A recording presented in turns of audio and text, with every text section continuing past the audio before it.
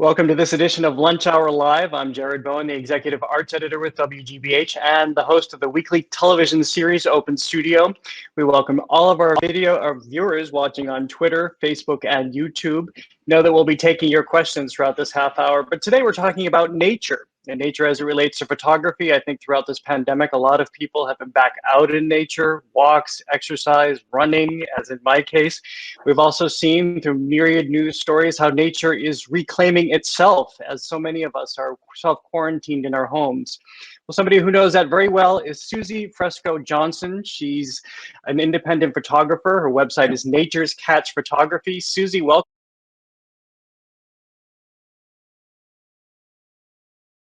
So as I was saying, we are very much becoming reassociated with nature.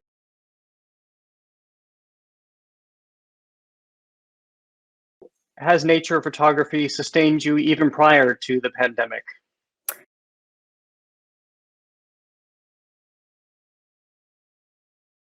I kind of liken it to a form of meditation.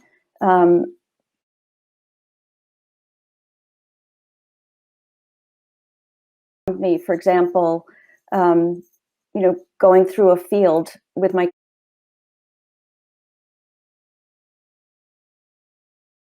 a deer just came out in front of me and leapt about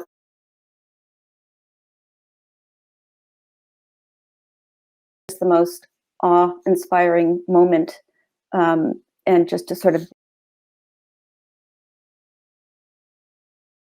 knowing that I was there, but moving along to the rest of the deer was an incredible moment to watch. So sort of being there in the moment. By the same token, I do a lot of macro photography, and watching dragonflies takes a lot of patience, but watching them up close with a macro lens, watching their movements, their behaviors, how they land on a twig and fly away, but come back to the same twig multiple times, watching their behaviors as they kind of look upwards and almost bring a smile, and capturing that on camera is an amazing experience for me. So being right there in their world is really an incredible experience. Well, I understand your photography began with your children, and that's you leap to go from your children out into the world. And we'll talk about more how present you have to be to capture those images of dragonflies or be there when that deer makes that leap. But what was it about nature photography that so captivated you? I've always been interested in nature and just love being in the outdoors. But again, as you having small children, there was really never a lot of time to fully immerse, but loved taking pictures of them. Once they were off on their own and I had a lot more time to myself, I didn't have more than a basic camera, but once digital photography came along, I started kind of getting more involved and just spending more time. And nature photography definitely requires a lot of patience, a lot of spontaneity, which is kind of hard to have when you have small children. So as time has gone on, I have been able to spend more time. Well, tell me about when you're out in the world now. How do you work? How are you able to ensure that you're there for those moments? Well, I guess you can't guarantee anything, but how do you make it so that you can be there for those spontaneous moments that happen in nature? Well, I think spontaneous is pretty much one of the most important things. One needs to be spontaneous, because if I go looking for something, chances are I'm not going to see it. Some of the most interesting shots I've gotten were just completely by accident.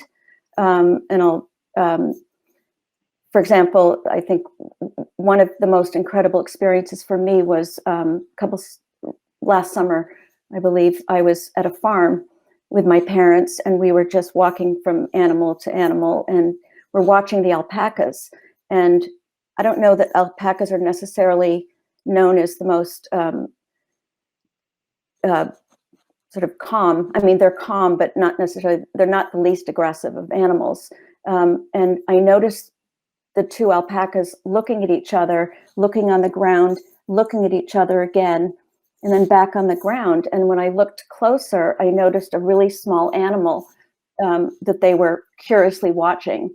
And unfortunately, I did not have my longest lens at the time, but I did quickly start taking picture after picture, and come to find out after talking to the farm workers, and then once I looked at my photos, found out that there was a nest of squirrels nearby. The workers had observed a hawk coming down and grabbing the mother squirrel. And these were newborn squirrels. One of them had tumbled into the area of the alpacas. And so this baby squirrel hadn't even opened its eyes. And the two of them were just gently nudging it. And I think you'll probably have one of those photos to show, but it was just an incredible moment, and obviously completely spontaneous. Well, we're going to, as you just mentioned, we will see some of your photographs in just a moment. But before we do that, I just want to ask about photographing during this pandemic. We have seen so many stories of nature reclaiming itself. I was just watching a piece on CBS this morning where they're showing jellyfish in the Venetian lagoons, and there have apparently been octopus spotted there as well. We see that nature is kind of coming back into its own with less presence, less pollution. What have you noticed since you've been photographing during this pandemic? I mean, we're in a different location right now. For the last couple of months, my husband and I were out actually on Cape Cod. And so we've been able to watch spring unfold here, which has been a whole new experience for us. I mean, I've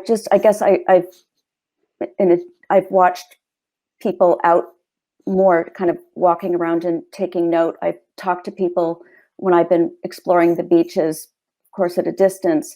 I've talked to people who said they don't normally spend time doing this, but people want to be out almost as a way to escape what's going on.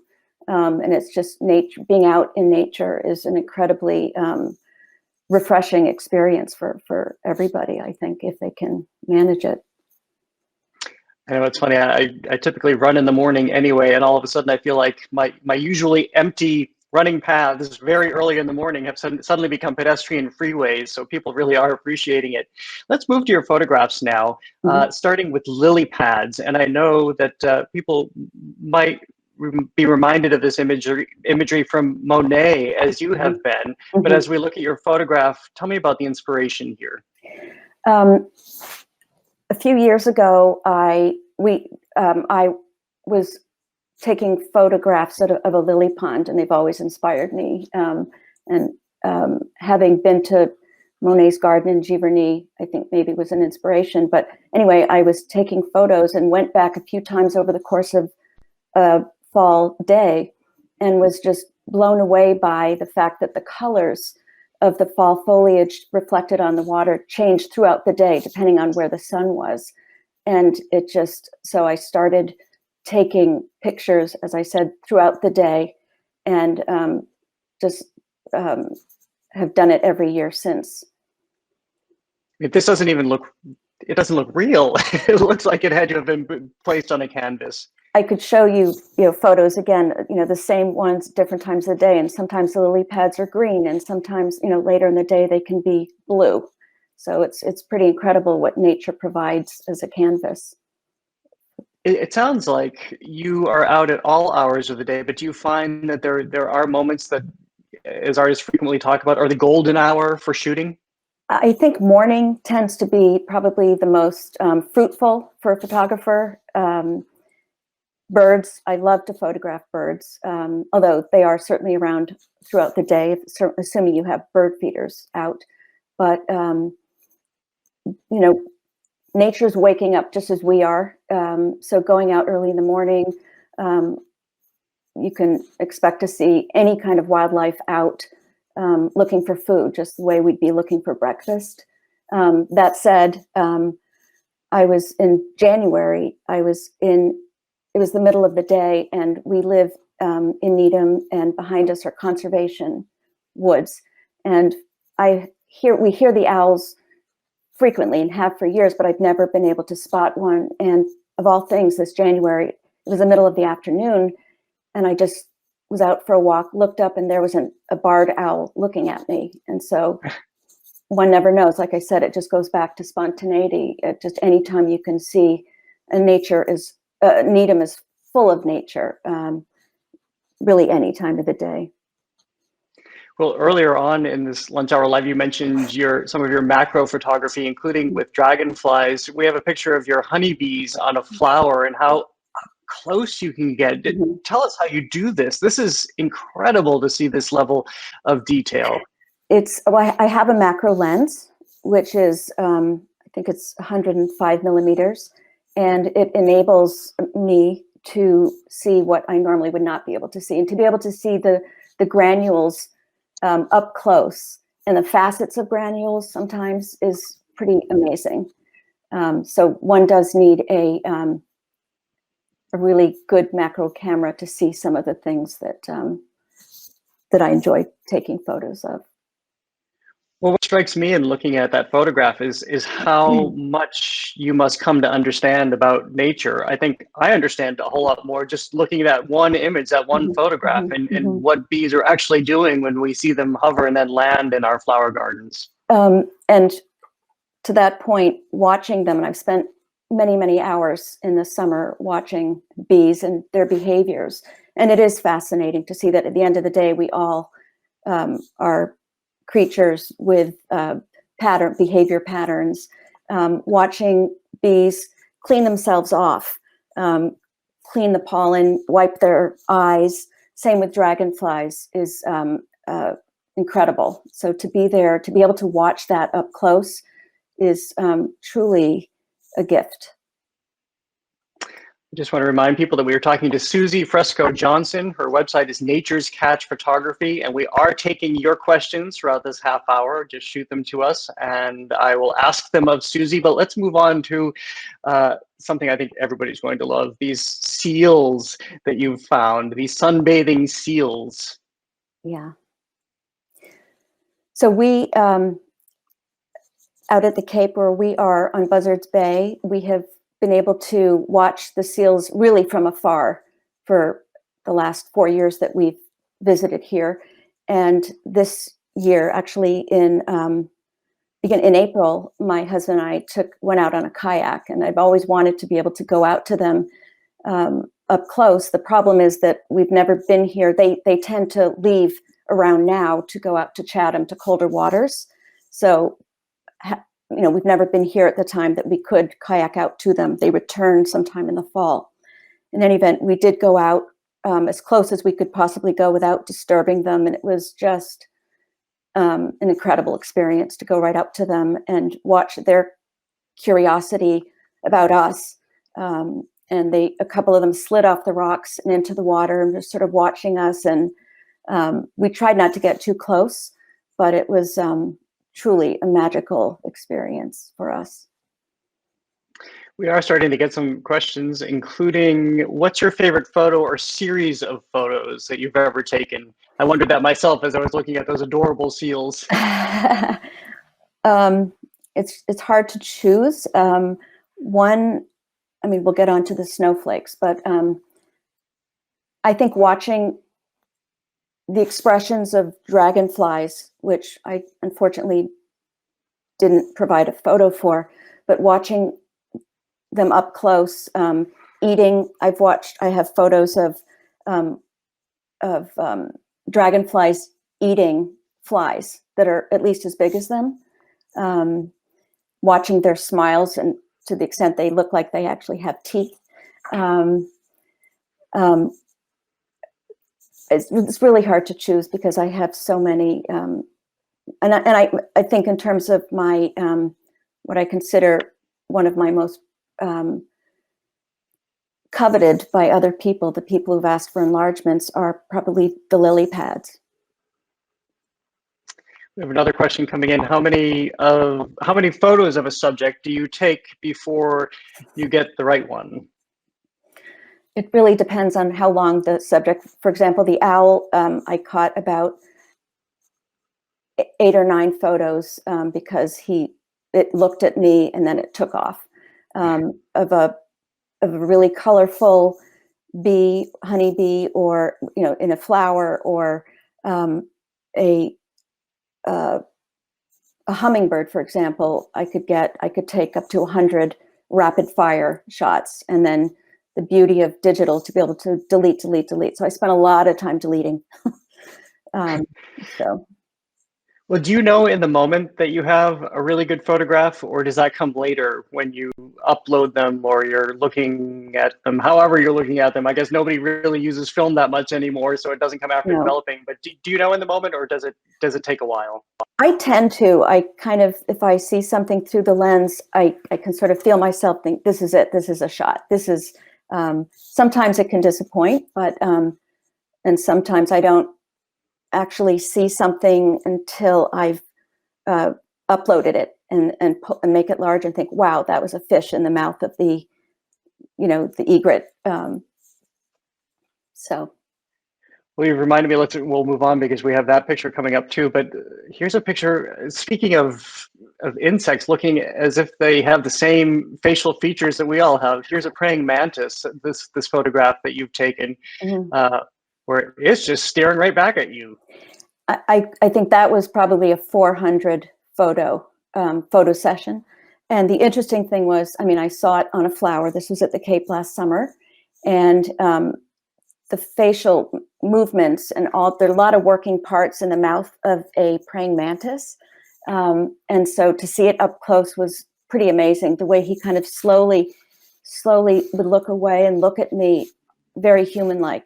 And a more interesting, the more interesting part of this is that 2 weeks later, we were back at the Cape and he was still there in the same garden. And he had some markings that showed me it was the same one.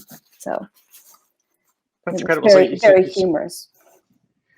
I was first of all, I was thinking you must even avoid trying to step on ants now. After you can see them so closely, they must take on very different proportions for you. But that's fascinating that you can identify individual insects. Only with a macro lens. Yeah. Let's move on. This is a photograph you talked about earlier of the alpaca. And again, you reminded people that this was a squirrel that they found. But what do you understand what have you come to understand about animal behavior when you see moments like this, where again, this alpaca is trying to come to the rescue, it seems, of this, what minutes old squirrel? It just was so awe-inspiring to see how humane the creatures were, the alpacas were at the time that they didn't know what they were dealing with. And I think a situation, watching something like this, just reinforced how humane animals can be if they want to be. And the gentleness was just overwhelming for me. Literally, when I looked at the photos later, because I could bring them, upload them, it literally brought tears to my eyes once I learned that alpacas can, in fact, be aggressive. You've also talked about that nature can be beautiful, it can be spectacular, but you've also found humor in your photography. How do you see that manifested? I tend to look for humor in animals' behaviors. The dragonfly smiling, behaviors of ducks, behaviors of birds feeding one another, not just mother and baby bird, but as a form of courtship. I just, if I see something that to me looks funny, for example, I have a photo of I was following a butterfly, and the interaction of a butterfly and a bee sharing the same photograph, the same flower, but watching them, it looked like it was a follow the leader. And I just, that type of thing just really is exciting to me to see that there's interplay that's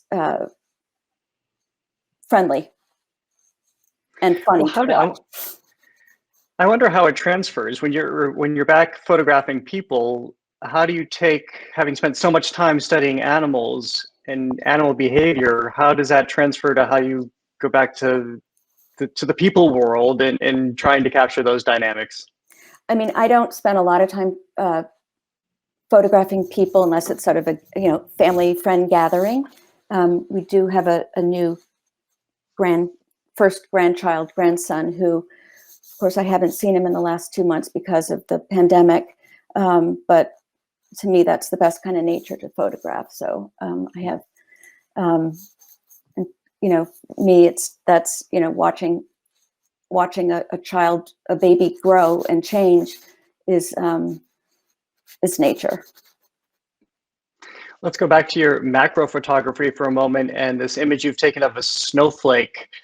How do you do that? How do you get that close without, it seems, obviously I'm somebody who doesn't know very much about photography, but it would seem you'd need a microscope to capture an image like this. This is something that can be done, I've done best at night, and frequently, I mean, I'm probably one of the few people in New England who looks for the weather report and is disappointed when it's not going to snow. I mean, literally. So to me, it's not unusual to go out at 11:30 at night in a snowstorm with a strong flashlight and my macro lens. And here again, spontaneity comes into play because we can't plan when a perfect snowflake is going to land on a pine needle. But patience is the key. Trying not to breathe is the key. And it's all a matter of timing because any second, another snowflake or wind will just knock that snowflake down. So to me, it's a treasure hunt, and just really, really exciting. And that's a subject that I pretty much right away know this is a shot. You must be an incredibly patient person to be able to be out in the cold at night with a flashlight to do all of that. I never knew that about myself. So it's something I've learned as I've gotten older that I can be, because, and as I said before, to totally immerse in nature and try to capture what's around me. The best way is, the two best ways are to allow for spontaneity, to be prepared, but also to be patient. Well, is there a meditation or a mindfulness that has to go with that? First of all, how long will you decide that you need to be out there, and how long will you spend, and what is going through your head as you're out there just trying to wait for that shot? Of a snowflake, actually? Or snowflake, or anything. I keep thinking of snowflake because I know the conditions would be pretty unkind in some scenarios. That's right. I mean, it really depends if I feel like I'm getting anything, if I've seen anything, if I have time. In terms of, I can kind of tell when I'm out taking pictures of snowflakes, the temperature, the humidity, both have to be just right to make a perfect snowflake. So I can kind of tell right away if this is going to be a dud. It's because things, snowflakes could, by the time they hit the ground, they just sort of dissolve. If it's really, really cold, they can be more formed, but it also has to be the right mixture of humidity or moisture in the crystal. But again, that's more for the macro, but for spontaneous photos, which a lot of mine tend to be, sometimes it's a matter of a couple minutes. In Needham, we have we've been in Needham for 24 years, and the amount of nature and wildlife surrounding us is amazing. This year we had a beaver in the town reservoir, and a lot of people were going out to take pictures. So we also had 2 bald eagles in town, which we'd never had before. So I would just go out. I could spend about half an hour taking pictures of both of those, and both really, really exciting. Which also just speaks to the fact that, that nature's ever evolving. Well, I was going to say, and speaking of birds and of different challenges. Here's a picture that you've taken of an osprey and its catch. The challenges I'm speaking about here are movement, that you have to catch this one particular moment as this bird is literally flying by. How do you do that? Rapid fire. Setting my camera, and this is up sort of on a balcony over the water, or near the water, and it's, you know, one shot probably wouldn't be able to get it because I probably took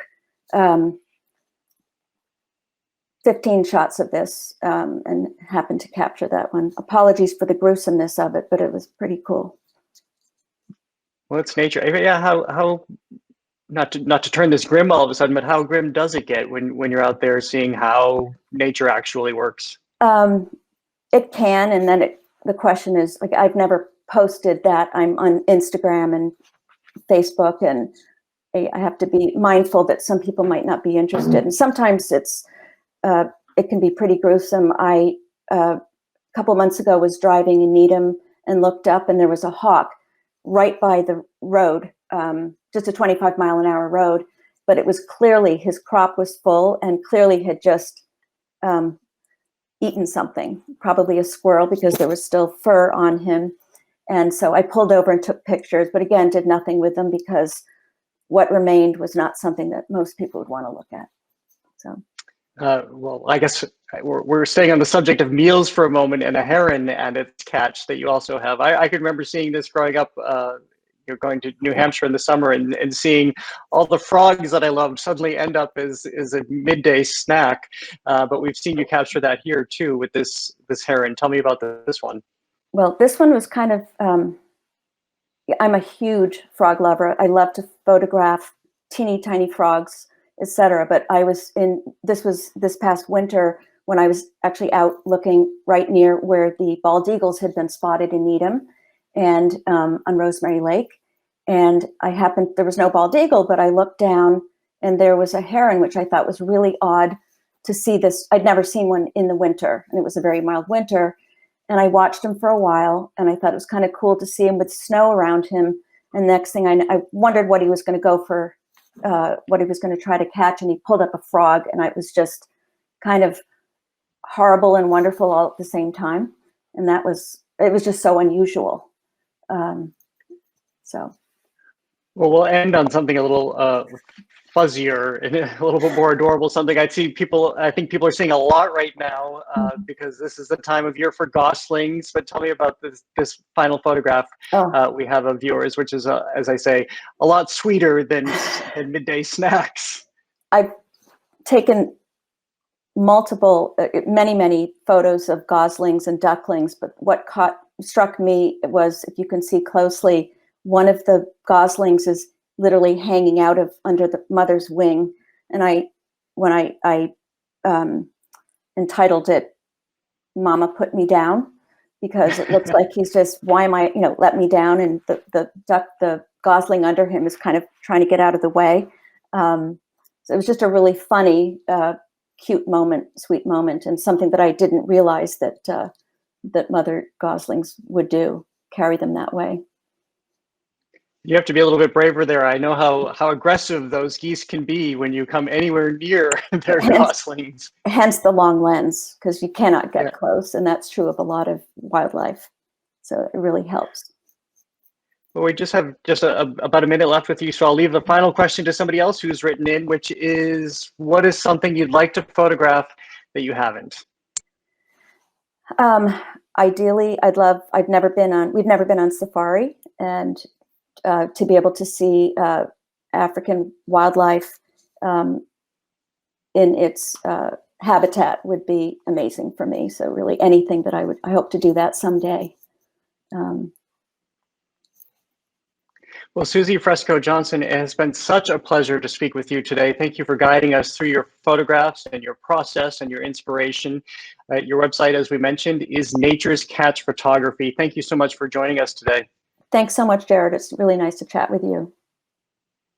We thank everybody who is watching on YouTube, Facebook, and Twitter. Please join us next week when we will be joined by Keith Lockhart, famed conductor of the Boston Pops, who is celebrating his 25th anniversary with the Storied Orchestra this year. Obviously, it's a very different circumstance, a very muted celebration, but we will toast him nonetheless. Thank you so much for joining us today.